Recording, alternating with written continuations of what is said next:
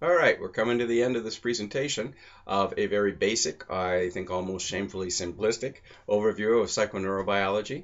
I want to end with two different similes or comparisons that I have found helpful, both in my own understanding and as I try and teach clients.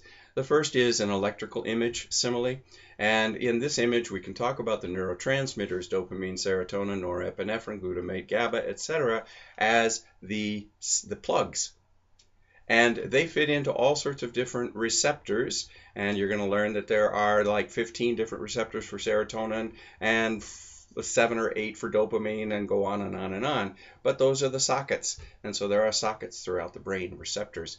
Then these neurotransmitters also have tracks going through the brain. And Stahl in his graphics does an excellent job of showing us the dopamine, serotonin, glutamate, all those different tracks.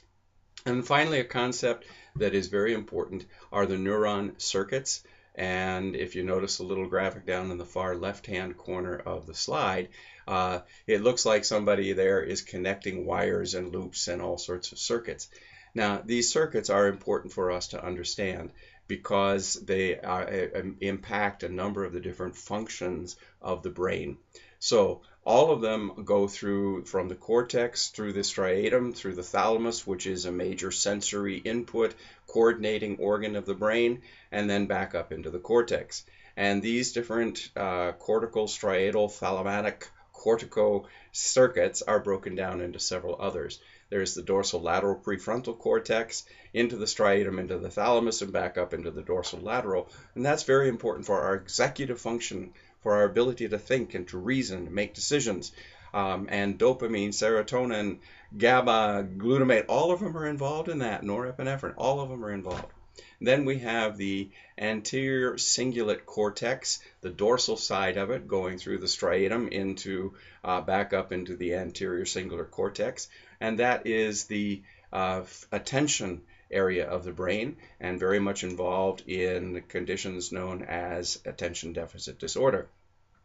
Another area is the ventral side of the anterior cingulate cortex, and that goes through the striatum into another area called the nucleus accumbens, which then goes into the thalamus and back up into the anterior cingulate cortex, the ACC, ventral, etc., etc.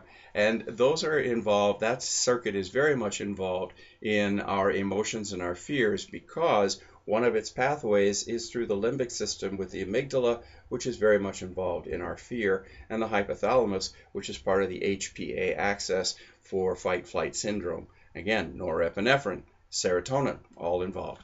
And another one is the orbital prefrontal cortex, going through the striatum into the caudate nucleus, into the thalamus, back into the orbital prefrontal cortex.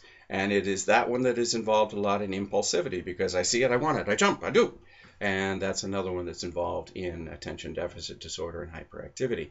And finally, we have the prefrontal medial cortex, into the striatal, into the thalamus, into the prefrontal, back into the prefrontal, another circuit, another loop, and that one is very much involved in hyperactivity.